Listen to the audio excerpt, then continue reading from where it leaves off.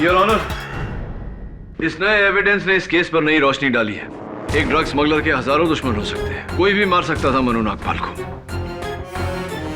मैं चाहता हूं कि इस केस की छानबीन करने के लिए मुझे थोड़ा और समय दिया जाए। हो सकता है कि इस दौरान मैं उस अंग्रेज को भी ढूंढ निकालूं। ठीक है, यह अदालत अगली सुनवाई तक मुलतवी की जाती है। The court is adjourned for the day.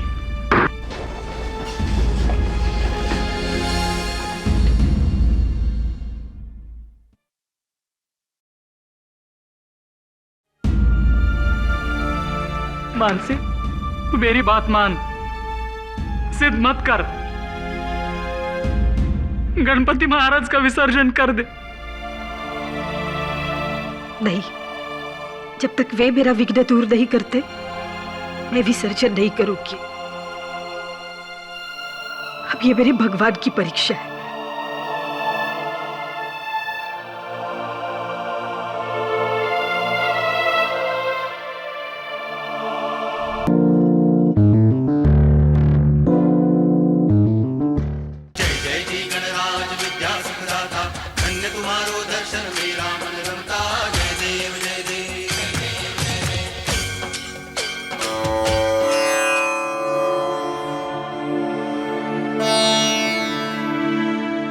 पापा, 1.5 दिन पहले आप इस घर में विराजमान हुए थे।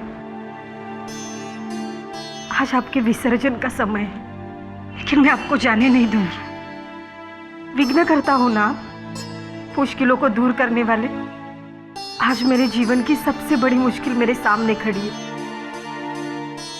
कसम है मुझे मेरे बच्चों की, जब तक मेरे जीवन से ये मुश्किल आप दूर नहीं कर देते मैं आपका विसर्जन नहीं करूंगी। नहीं जाने दूंगी इस घर से, नहीं जाने दूंगी।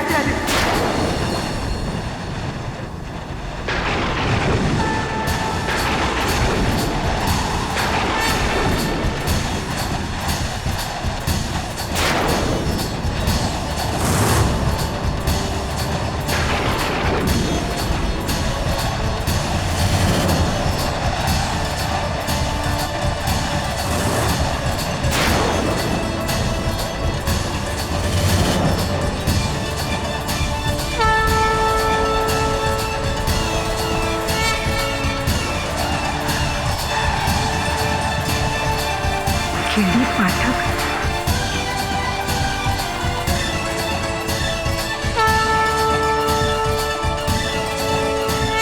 मिसेस बिली मौर्य, ईद और गणेश चतुर्थी एक साथ आई, मतलब मुंह डबल मीठा। ये देखो, आहा क्या शीर खुरमा भेजा है जुम्मन दर्जी ने। वही जिसको तुमने फैशन शो मर्डर केस में बचाया था। वो है। और ये मोदक? मोहन शर्मा जी क्या है? वो ज्वेलरी मर्डर केस था ना, वही। यानी मेरे दोस्त मानव की मम्मी? तब तो इसमें मेरा भी हिस्सा है। वापस रख, वापस रख। केडी पाठक जी। जी माफ कीजिए, बिना टाइम लिए आपसे मिलने चली आई। दरअसल मैं बड़ी मुश्किल में हूँ साहब। ले, सबके साथ शेयर करके खा जाओ बैठ के। नहीं, जब तक मेरे पति घर नहीं आ जाते मैं इन्हें प्रसाद खाने नहीं दूंगी। मिसेस बिली मौर्य, आओ बच्चों, बैठो। बैठिए। बताइए, कौन है आपके पति? कहाँ है वो? जी, रविकांत विचारे अपनी खुद की टैक्सी चलाते हैं, लेकिन 2 दिन से वो जेल में है, मर्डर के केस में।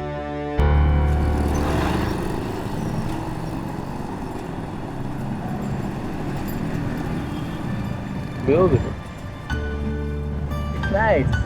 Sir, you come मुंबई सही टाइम पे। Now it's गणेश उत्सव, हमारा सबसे प्यारा भगवान। भाई यहाँ इसलिए ही आया हूँ, गणेश उत्सव पंडाल का फोटोज खींचने। अरे, you know हिंदी? या भाई ब्रिटिश फोटोग्राफर हूँ, और London daily newspaper London times के लिए भी काम करता हूँ। मैं हर साल आता हूँ। क्या बात है साहब, मतलब आप इतनी दूर से?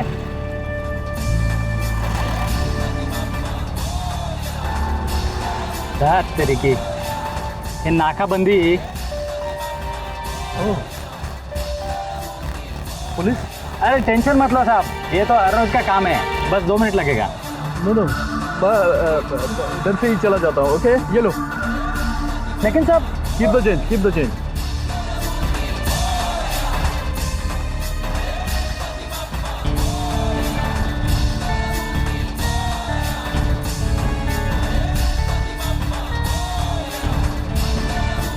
शिंदे रोक उसको, रोक, पकड़।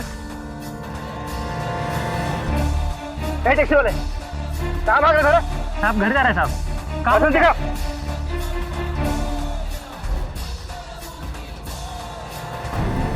रविकांत कहाँ भाग रहा था? साहब घर जा रहे हैं साहब। डिक्की खोल। डिक्की का ताला खराब है साहब, नहीं खुलता है। डिक्की खोल बोला ना। ठीक है साहब। चल खोल।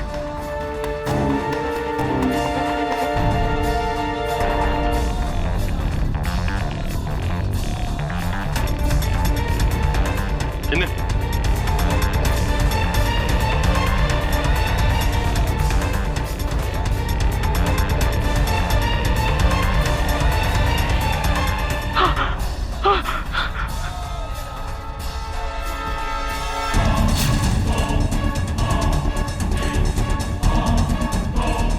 ये कौन है? साहब ये पता नहीं कैसे आई मेरी डिक्की में। ये तो मर चुका है। साहब मैंने नहीं मारा इसको। कहाँ लेके जा रहा था लाश? नहीं साहब पता नहीं ये कैसे आया मेरी डिक्की में साहब। शिंदे गिरफ्तार कर लो इसे। मैं समझा ही नहीं रवि, तुम कह रहे हो कि तुम उस आदमी को जानते भी नहीं, और मुझे यकीन है कि तुमने उसे नहीं मारा, तो फिर उसकी लाश तुम्हारी टैक्सी में कैसे आई? मेरे को पता नहीं साहब। आई शपथ, मैंने उस आदमी को नहीं मारा। मेरे को बचा लो साहब, मैं आपके आगे हाथ जोड़ता हूँ, मेरे को बचा लो। हौसला रखो, मैं अपनी पूरी कोशिश करूंगा। वैसे आप मेरे पास कैसे आ गई? किसने भेजा आपको?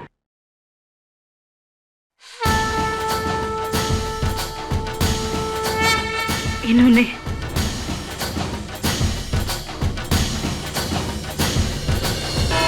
रविकांत बेचारे, तो तुम्हारा कहना है कि 2 सितंबर को तुम्हारी टैक्सी MHO2JS 393 में से जो लाश बरामद हुई उसके बारे में ना तो तुम जानते हो और ना ही तुमने उसे मारा, तो फिर वो लाश डिक्की में आई कहां से?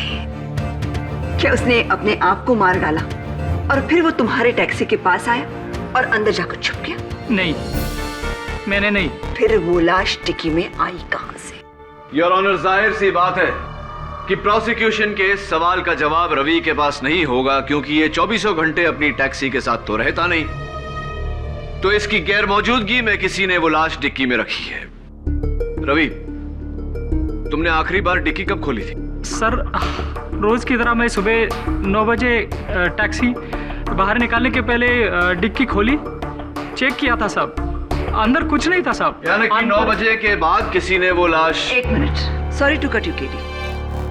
डिक्की खोली, लेकिन तुमने तो पुलिस से कहा कि डिक्की का ताला खराब है, खुलती नहीं। पता नहीं, सुबह तो ठीक था पर दोपहर को खराब हो गया था। जाहिर है, क्योंकि दोपहर तक तुमने उसमें लाश रख दी थी। मिसेज उमा, उस आदमी की मौत कैसे हुई थी? जहर के असर से जज साहब। जज साहब, इस रुमाल को आर्सेनिक से बने ओडोलेस सॉल्यूशन में डुबाकर और इसे सुंघाने से उसकी मौत हुई।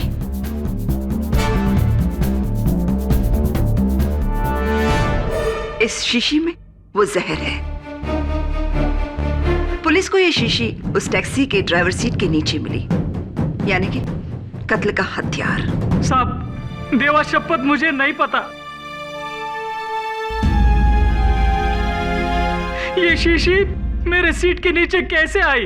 एंड योर ऑनर, इस शीशी और रुमाल दोनों पर रवि की उंगलियों के निशान मौजूद नहीं है। जाहिर है शीशी पर से उंगलियों के निशान मिटा दिए गए हैं और कपड़े पर निशान आते नहीं। इतना तो तुम्हें पता होना चाहिए केडी पाठक।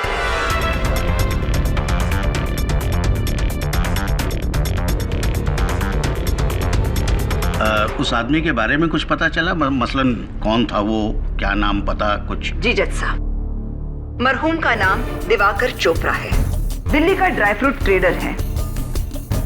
ये पर्स उसके पैंट की जेब में मिला, लेकिन इसमें से पैसे गायब हैं। कितने पैसे थे इसमें? मैडम मुझे नहीं पता। क्या कह रहे हो? सोने की चेन और घड़ी तो तुमने चुरा ली और पैसे छोड़ दिए। जज साहब, ये सोने की चेन और ये घड़ी रवि की टैक्सी के ग्लव कंपार्टमेंट में मिले और इन पर मरहूम दिवाकर चोपड़ा की उंगलियों के निशान हैं।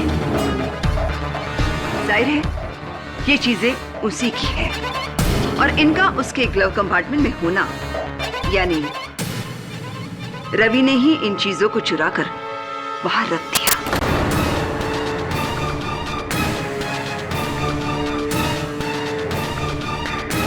कत्ल से पहले या कत्ल के बाद? माँ बाप मेरे को नहीं पता। ये चैन, ये घड़ी। तुम्हें पता क्या है रवि? हाँ, इतना तो पता है ना कि तुम्हें अदालत किस लिए लाया गया है, या नहीं पता? नहीं पता है तो मैं तुम्हें बता देती हूँ।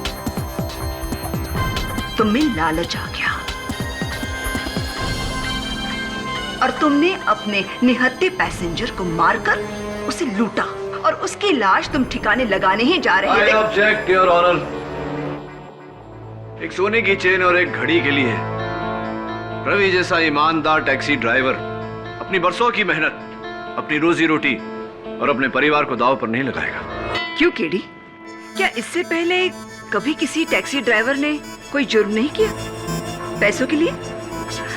जज साहब, आज से 12 साल पहले इसी अदालत में मैंने एक केस लड़ा था और जीता भी। Case number 324/99, Jagat Ram Tiwari versus state of Maharashtra, जहां जगत नाम के टैक्सी ड्राइवर को उम्र कैद की सजा हुई थी क्योंकि उसने अपने पैसेंजर के साथ लड़ाई करके उसे छुरा मारा था। कत्ल की वजह 20 रुपए का छुट्टा नहीं था टैक्सी वाले के पास। 20 रुपए। जब 20 रुपए के लिए एक टैक्सी ड्राइवर अपनी रोजी रोटी कत्ल करके दांव पर लगा सकता है, वहां ये घड़ी और सोने की चेन कम से कम 2.5 लाख की होंगी। Silence in the court, please. 2.5 lakh, जो उस कर्जे की रकम है जो रविकांत ने अपने खोली के लिए ली है।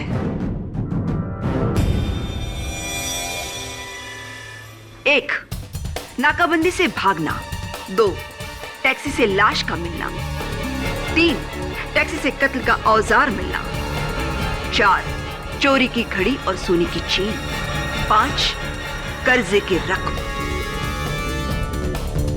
इन 5 उंगलियों को मिलाकर बनती है मेरे 23 साल के प्रोसिक्यूशन की मुट्ठी, जो केडी पाठक जैसे होनहार लेकिन जूनियर लॉयर भी नहीं बन सकते।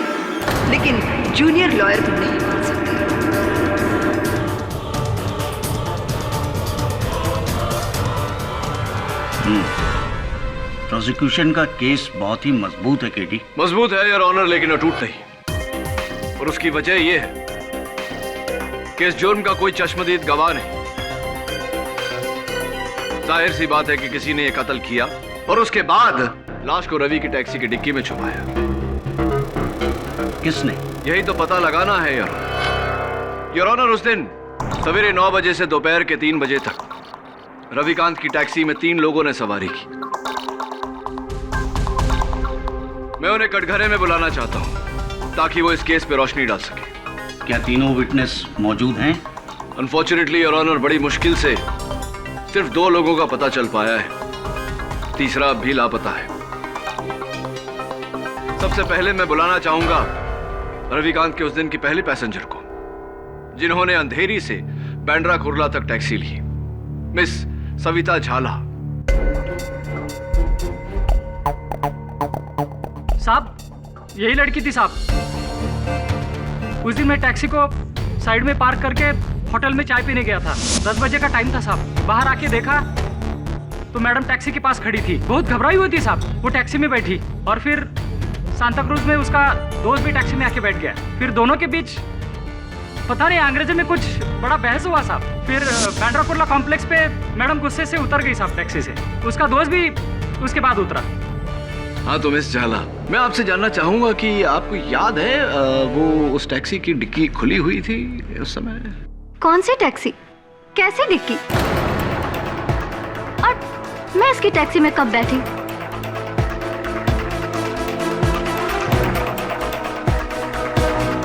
या तो ये आदमी झूठ बोल रहा है या फिर इसे कोई गलतफहमी हुई है। मे बी कोई और लड़की हो। ओ मैडम, क्या बोल रही हैं आप? आप ही थी, आप ही टैक्सी की डिक्की के पास खड़ी थी बैग लेकर साहब। इसी ने उसको लाश को डिक्की में डाला होगा साहब। अरे ये क्या बोल रहे हो? ना मैंने तुम्हें कभी देखा है और ना ही तुम्हारी टैक्सी को। मिस झाला, क्या आप जानना चाहेंगे कि हमने आपके बारे में पता कैसे लगाया? रवि के बयान के मुताबिक उसने अंधेरी के रत्नाकर कॉलोनी से सवारी ली और बैंड्रा कुर्ला के मैक्स इंडिया बैंक बिल्डिंग के सामने सवारी को उतार दिया।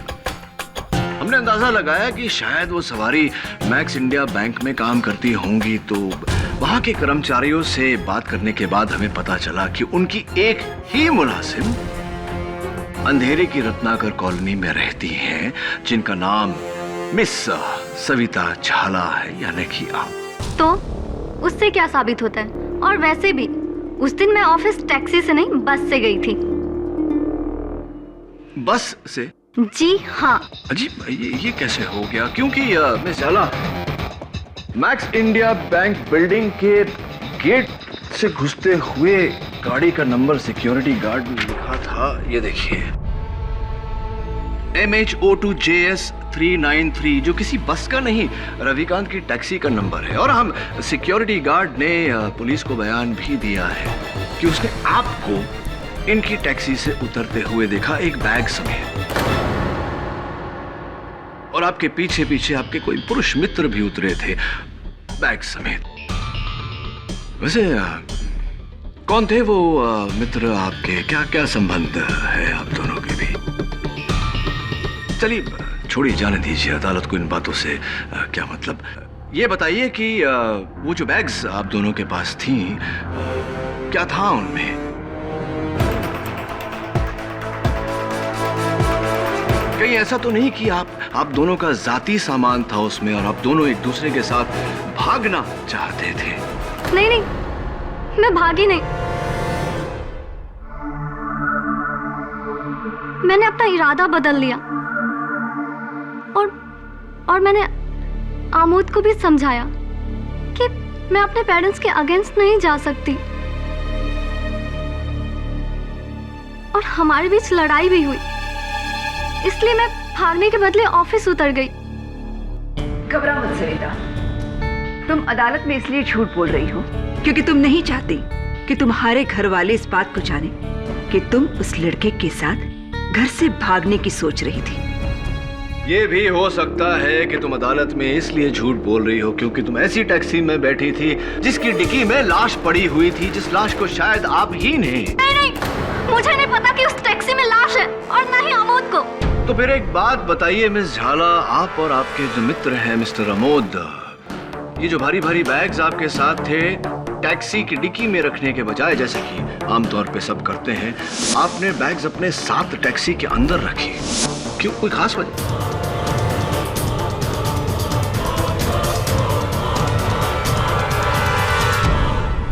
जी, इसका मेरे पास कोई जवाब नहीं है। मेरे सवाल का जवाब शायद ये है मिस झाला कि आप जानती थी कि उस टैक्सी की डिक्की में लाश है जो शायद आपने या आपके मित्र आमोद ने वहां रखी। योर ऑनर, अंधेरे ईस्ट के रत्नाकर कॉलोनी, जहाँ से सविता बैठी, और सैंताक्रूज स्टेशन, जहाँ अमोद बैठे, दोनों ही बहुत बिजी एरियाज है। जरा सोचिए, क्या ये पॉसिबल है? एक भारी सी लाश ढोकर कोई डिक्की में रखे और किसी को पता भी ना चले। मैं प्रोसिक्यूशन की बात से सहमत हूँ। मिस सविता की घबराहट उनकी जाती कारणों से होगी। लाश अगर टैक्सी में आई होगी तो इस सवारी के बाद। तुम्हारे पास कोई और गवाह है KD? Yes your honour, Ravikant की अगली सवारी जो टैक्सी में अपना सेलफोन भूल गए थे, जिसके जरिए हमने उनको ट्रेस किया, मिस्टर अभिज्ञान रोहरा। मुझे मालूम था मुझे। तेरी तो टैक्सी का नंबर देखते ही मुझे डाउट हो गया था। ये साली पनौती है मेरे लिए। पूरा दिन खराब हो गया तेरे चक्कर में। ऊपर से तूने मेरा मोबाइल भी चुरा लिया। और अब यहाँ खड़ा हूं मैं कटघरे में तेरी वजह से। मिस्टर रोहरा, आपके इस रिकैप के लिए मैं आपका शुक्रिया अदा करता हूं। Thank you. चलिए अब ये बताइए कि आपने रविकांत की टैक्सी कब पकड़ी, कहां से कहां तक? क्या कब और कहां तक के लिए वकील साहब? 12 साढ़े 12 बजे का टाइम था। मैंने इसकी टैक्सी बैंड्रा रेक्लेमेशन से पकड़ी और इससे कहा कि मुझे वाशी जाना है, नवी मुंबई। क्यों वाशी? क्यों वाशी? क्यों मतलब क्या वकील साहब? अरे भाई मेरी फैक्ट्री है वहां पर। तो फिर आप तकरीबन 1 बजे बीच रास्ते में यानी कि सायन में ही उतर गए। क्यों उतर गए? उतरा नहीं वकील साहब, सायन पर ही इसकी खटारा टैक्सी का टायर पंचर हो गया। अब मैं क्या इसके पंचर चिपकाने का इंतजार करता? मैंने तो इसे आधे पैसे दिए और इससे जान छुड़ा ली। मिस्टर रोहरा, पूरी ड्राइव में आपको टैक्सी की डिक्की में से कोई आवाज सुनाई दी? हाँ, आवाज तो आई।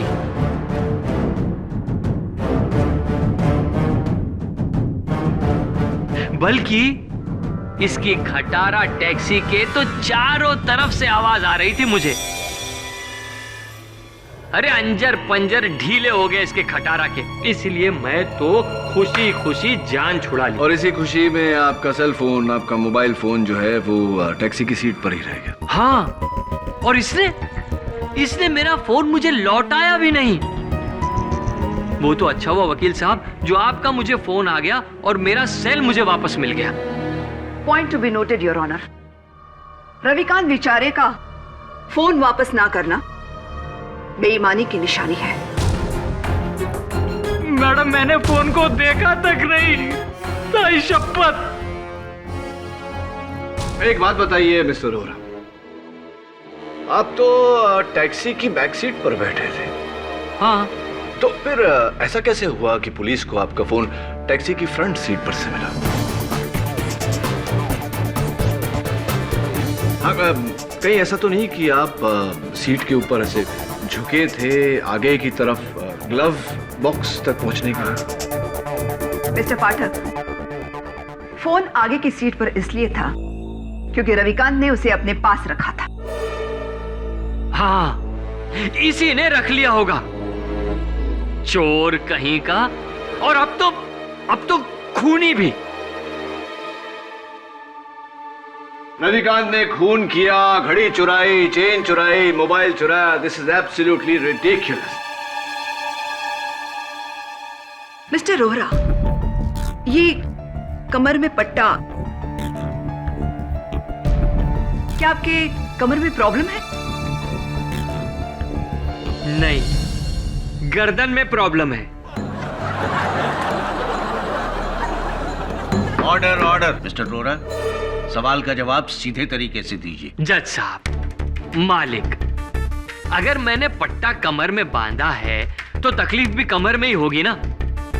नहीं, अगर आपको थोड़ा भी डाउट है तो आप मेरी मेडिकल रिपोर्ट चेक कर सकते हैं। देख चुके हैं। फिर?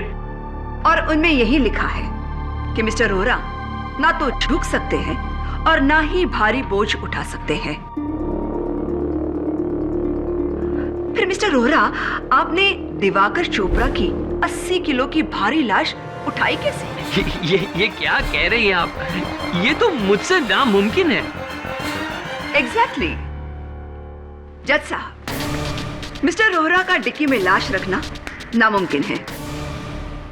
लाश तो सुबह से ही डिक्की में मौजूद थी।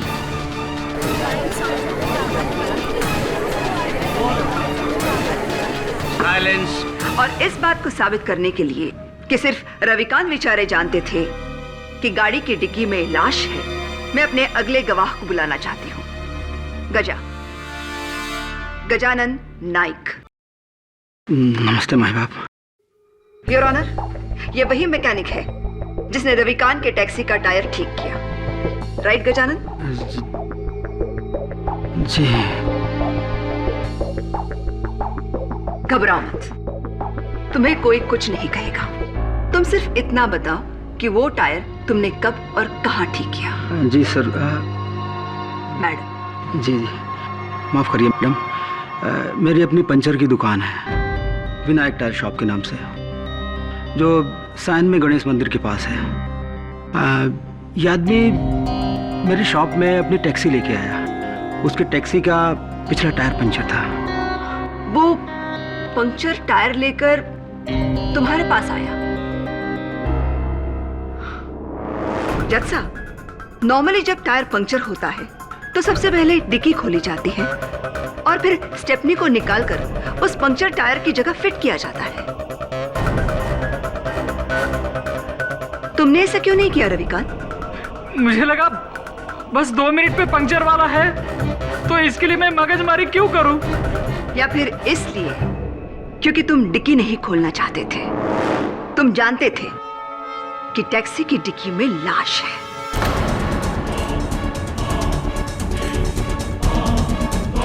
गजानन, जाहिर है तुमने तो डिक्की खोली होगी जैक निकालने के लिए। नहीं नहीं मैडम, इसने मुझे रोक दिया। इसने कहा कि मेरी डिक्की का लॉक खराब है, खुलेगा नहीं। तो फिर मैंने अपने जैक से गाड़ी को ऊपर उठाया। इसने तुम्हें भी डिक्की खोलने नहीं दी? माए बाप, मेरा यकीन कीजिए, वो लॉक पहले से ही खराब था। तुम्हारा नसीब खराब है रविकांत, जो तुम्हारा जुर्म पकड़ा गया। ना तो तुमने खुद डिक्की खोली, ना किसी को खोलने दी, क्योंकि तुम जानते थे कि उस डिक्की में लाश है। नहीं, मुझे नहीं पता था। तो फिर वो लाश आई कहां से? जादू से? बताओ रविकांत, लाश आई कहां से? Calm down Mrs Dixit, calm down. Your honour, Ravikant ने हमें बताया कि उस दिन इसकी टैक्सी में 3 लोगों ने सवारी की। तीसरा एक अंग्रेज जब इसकी टैक्सी तक आया तब ये होटल में खाना खा रहा था। टैक्सी के आसपास कोई नहीं था। उस अंग्रेज का कुछ अता पता है तुम्हारे पास? योर ऑनर, टैक्सी में बैठने से पहले कोई अपना कांटेक्ट नंबर नहीं देता। उसे कैसे तलाश करूं? ये तुम्हारा प्रॉब्लम है केडी। या तो उस आदमी को ट्रेस करके इस कत्ल से जोड़ना होगा तुम्हें, या फिर इसमें हार माननी होगी। घबराओ मत केडी, अपने सीनियर से हारने में कोई शर्म की बात नहीं।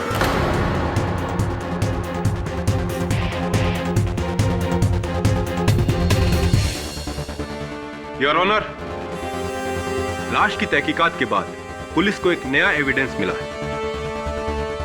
उस आदमी का नाम दिवाकर चोपड़ा नहीं बल्कि मनु नागपाल है।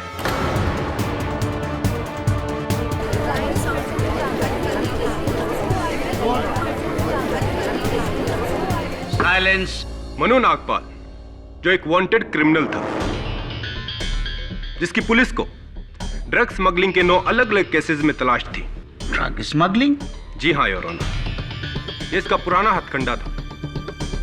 अक्सर टैक्सियों में ड्रग स्मगल करके एक सिटी लिमिट से दूसरी लिमिट तक ले जाना।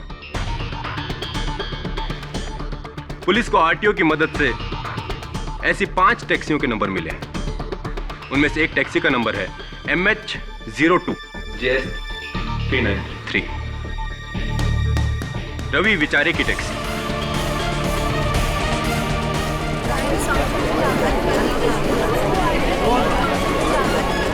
साइलेंस।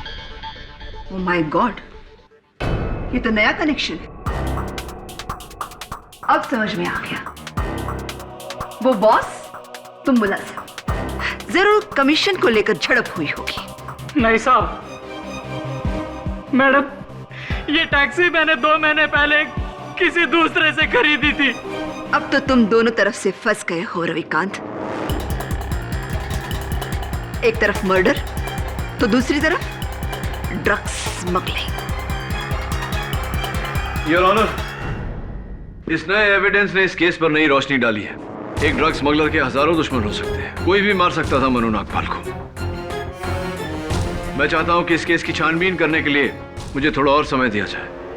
हो सकता है कि इस दौरान मैं उस अंग्रेज को भी ढूंढ निकालूं। ठीक है, यह अदालत अगली सुनवाई तक मुलतवी की जाती है। The court is adjourned for the day.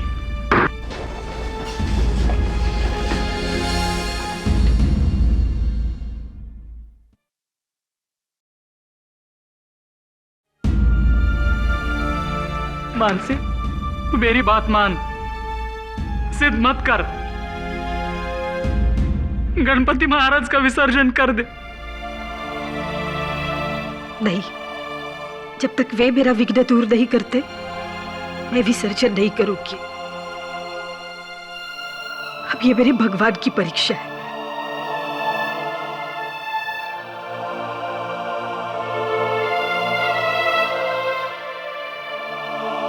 Ganesh ji के साथ साथ ये मेरी भी परीक्षा है। वरुण, अगर मैं ये केस हार गया तो मानसी का भगवान पे से विश्वास उठ जाएगा। केडी सर, जितना मैंने इस केस को स्टडी किया, मेरा पूरा डाउट उस अंग्रेज पर है। वो पुलिस को देखकर ऐसे भागा था जैसे गाय के सर से सींग। आई एम वेरी श्योर उसी ने उस लाश को टैक्सी में डाला होगा। हाँ, लेकिन एक अंग्रेज टूरिस्ट को इस शहर में ढूंढेंगे कैसे? ये भी पता नहीं कि शहर में होगा या नहीं। रवि ने क्या कहा था वो? मैं एक ब्रिटिश फोटोग्राफर हूँ और London daily newspaper London times के लिए भी काम करता हूँ। फोटोग्राफर है।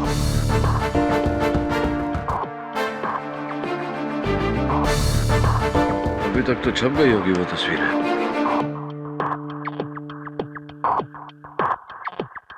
मिल गया, ये देख, लंदन टाइम्स।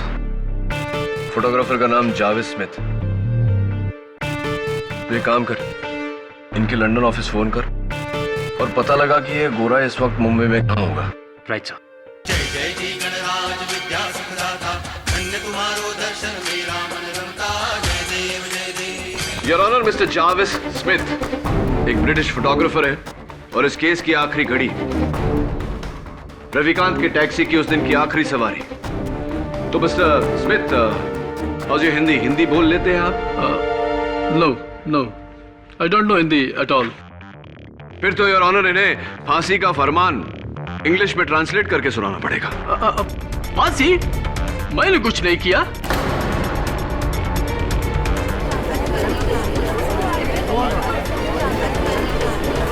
ऑर्डर। हाँ, आपने कुछ नहीं किया, लेकिन बड़ी तेजी से 30 सेकंड में आप हिंदी सीख गए।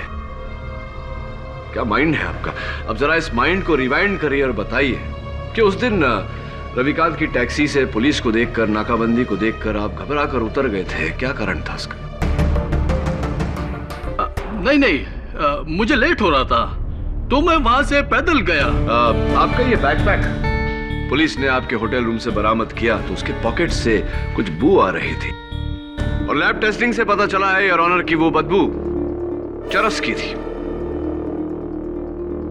इसके बारे में आप क्या कहना चाहेंगे? Yes, you are right. मेरे बैग में चरस था।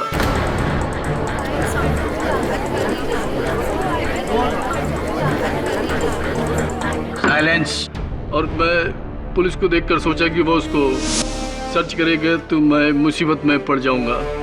Point to be noted your honour, mister Smith के बैग में से ड्रग्स बरामद हुए। मनु नागपाल भी एक ड्रग डीलर था और मुझे पूरा यकीन है कि यह कत्ल इस ड्रग कनेक्शन की वजह से ही हुआ है। Your witness.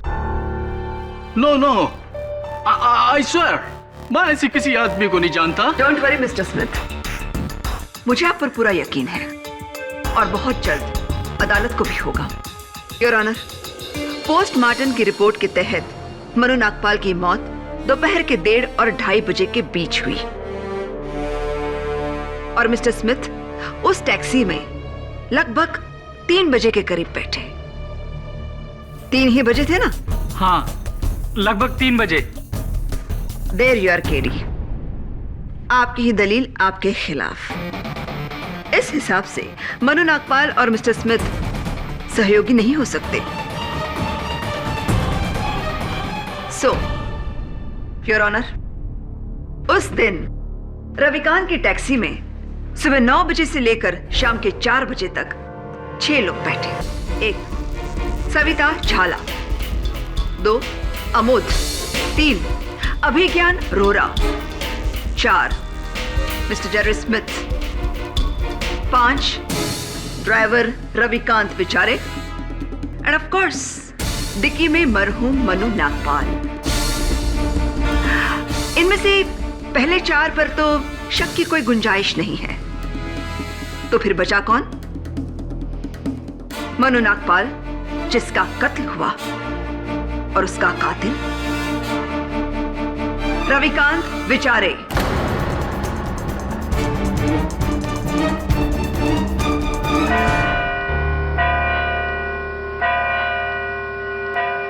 The court is adjourned for the day.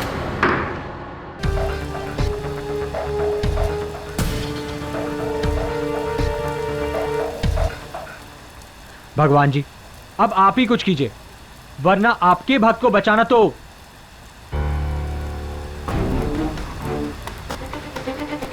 चाबी? इंस्पेक्टर दवे, चाबी। डिक्की की है, बड़ी मुश्किल से खुलती है। चेक करते हैं।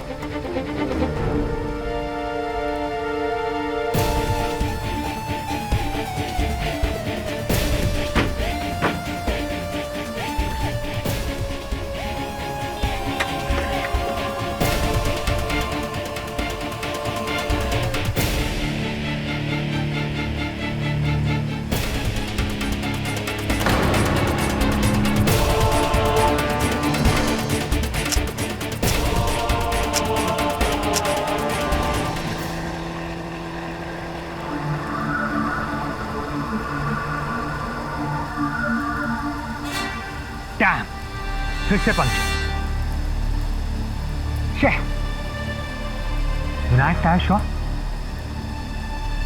ये तो वही टायर शॉप है जहां पर रवि की गाड़ी ठीक हुई थी। ये गणपति बप्पा मोरया। अरे भाई सुनो, तुम वही हो ना जिसने वो टैक्सी ड्राइवर रवि बेचारे के केस में गवाही दी थी? हाँ साहब, लेकिन आपको कैसे पता साहब? इतना घबरा क्यों रहे? अभी हाँ साहब, अपन पुलिस कोर्ट कचहरी के चक्कर में नहीं पड़ना चाहता साहब। समझ सकता हूँ तेरी प्रॉब्लम। अब जल्दी से मेरी प्रॉब्लम सॉल्व कर, चल।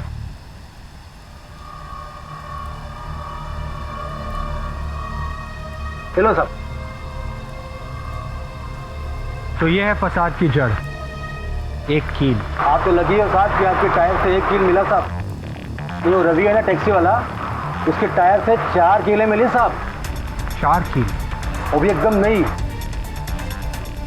4 कील एक साथ, वो भी नहीं। Ganpati Bappa, love you.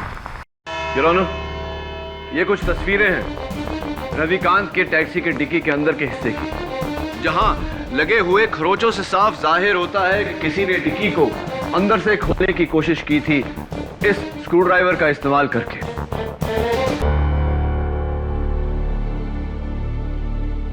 जिस पर मनु नागपाल की उंगलियों के निशान है। इसका मतलब ये हुआ यार ऑनर कि मनु नागपाल जब उस डिक्की में घुसा तब वो जिंदा था, मुर्दा नहीं।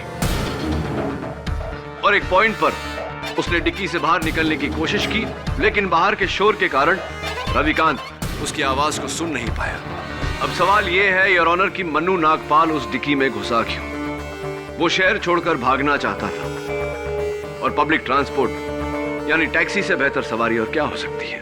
तो मनु ने खुद टैक्सी रोकी, रविकांत से कहा कि टैक्सी की डिक्की खोलो, मुझे उसमें छुपना है। मिसेस दीक्षित, पूरी बात समझने के लिए पूरी बात सुन लेनी चाहिए। योर ऑनर, जैसा कि मैं कह रहा था, मन्नू का कोई साथी था जिसने टैक्सी में बैठने से पहले रवि को बातों में उलझाया, और मन्नू को समय मिला कि वो डिक्की का ताला तोड़ के उसके अंदर जाकर छिप जाए। अब ये भी बताओ कि वो साथी कौन था? जाहिर सी बात है प्रोसिक्यूटर साहिबा कि उस दिन रवि की टैक्सी में जिन लोगों ने सवारी की थी उन्हीं में से ही कोई एक होगा।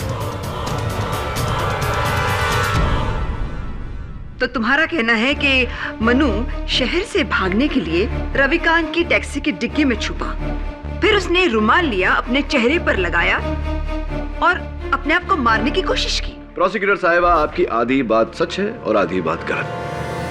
हाँ, मनु ने खुद अपने चेहरे पर रुमाल लगाया था। उसका कारण यह है योर ऑनर कि मनु को धूल से एलर्जी थी और डिक्की में धूल से बचने के लिए उसने ऐसा किया था, यह जाने बिना कि उसके साथी ने पहले से ही वो रुमाल जहरीले सॉल्यूशन में डुबो दिया।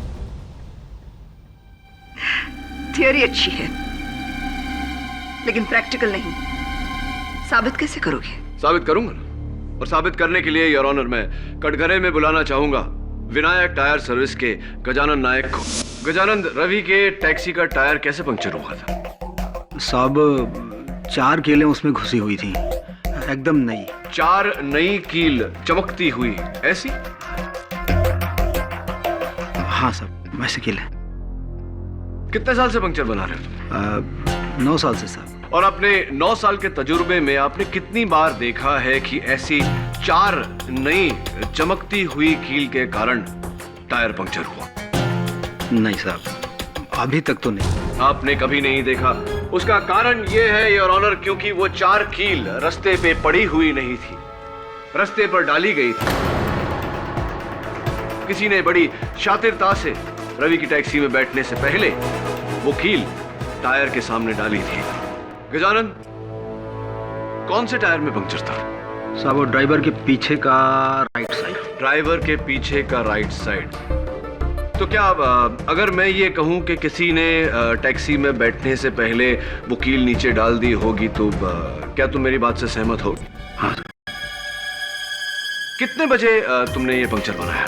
करीब 1 बजे का टाइम था साहब। और तुम्हारे 9 साल के तजुर्बे में अगर ऐसी 4 कील के साथ पंक्चर हुआ हो तो पूरा हवा निकलने में यानी कि फुल से फ्लैट होने में कितना समय लगता है? सब कील 4 थे, वो भी छोटे छोटे, तो मेरे हिसाब से आधे से पौन घंटे लगने चाहिए साहब। आधे से पौन घंटा, यानी कि अगर बैक ट्रैक करे योर ऑनर तो 12:15 और 12:15 बजे मिस्टर अभिज्ञान रोहरा रवि की टैक्सी में बैठे थे। मैं उन्हें कटघरे में बुलाना चाहूँ। क्या आपका कहने का मतलब है कि मैंने ही कील फेंक कर टायर पंचर कर दिया? जी हाँ मिस्टर रोहरा, ताकि जब टैक्सी ड्राइवर पंक्चर देखने के लिए उतरे तो आपको समय मिले वो घड़ी और वो चेन ग्लव कंपार्टमेंट में छुपाने का। वकील साहब, मैंने तो खुद वाशी जाने के लिए वो टैक्सी पकड़ी थी।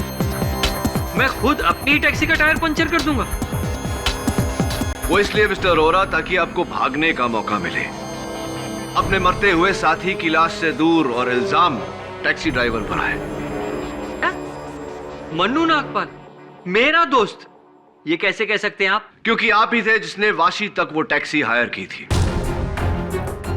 और आप जानते थे कि मन्नू को मुंबई में ढूंढा जा रहा है, नवी मुंबई में नहीं।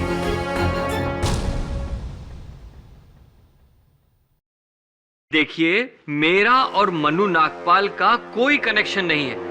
मैं जा रहा था अपने जूतों की फैक्ट्री में जो वाशी में है। आप चाहे तो मेरे स्टाफ से पता कर सकते हैं। पूछा हमने, और आपके स्टाफ का साइंड स्टेटमेंट है जज साहब की टेबल पर जो ये कहता है कि आप उस दिन अपने फैक्ट्री गए ही नहीं।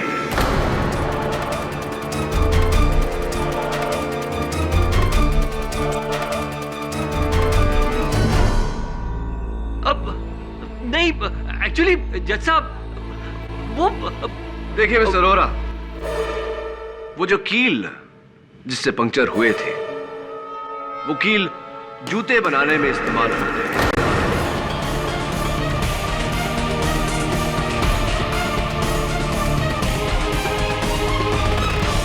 बिल्कुल वैसे ही कील आपकी फैक्ट्री में भी इस्तेमाल होते हैं मिस्टर रोहरा। आपका खेल खत्म हो गया। आप जुर्म कबूल करते हैं या मैं जज साहब को वो तस्वीरें दिखाऊं? मैं आपसे कितनी बार कहूं कि मैं उससे नहीं जानता था। आप मन्नू नागपाल को नहीं जानते? जी नहीं। कभी नहीं मिले? नहीं। ये कुछ तस्वीरें हैं योर ऑनर। मिस्टर रोहरा, और मिस्टर मनु नागपाल की एक साथ में ड्रिंक लेते हुए।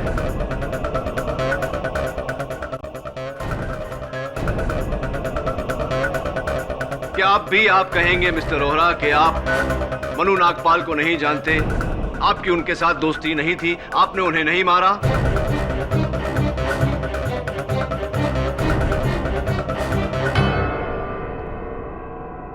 हाँ, मैंने ही मनु नागपाल का खून किया है।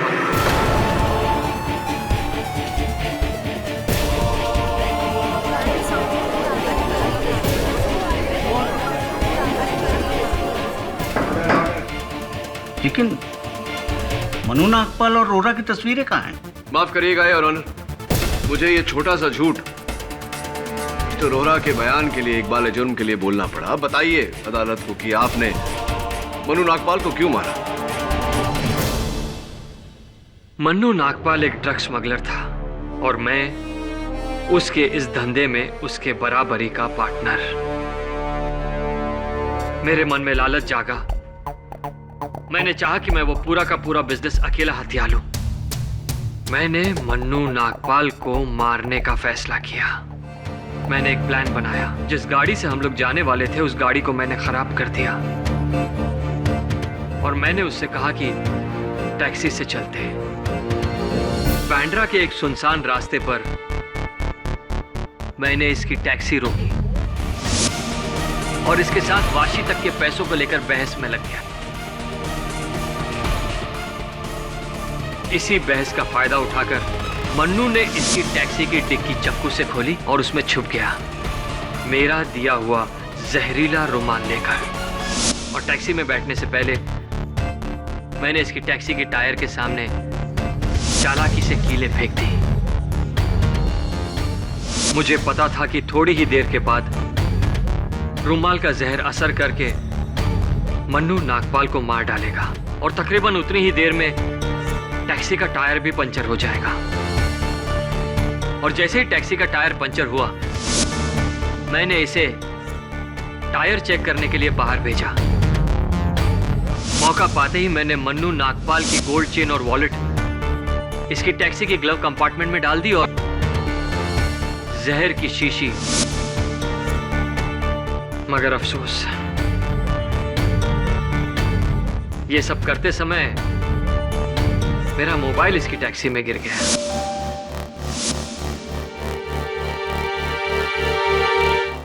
यह अदालत अभिज्ञान रोहरा को मनु नागपाल के कत्ल के जुर्म में दोषी पाते हुए हिरासत में लेने का हुक्म देती है और रविकांत विचारे को बाइज्जत बरी करती है।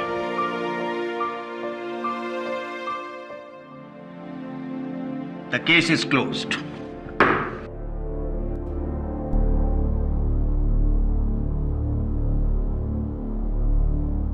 Congratulations kid. थैंक यू, बहुत बहुत बधाई हो।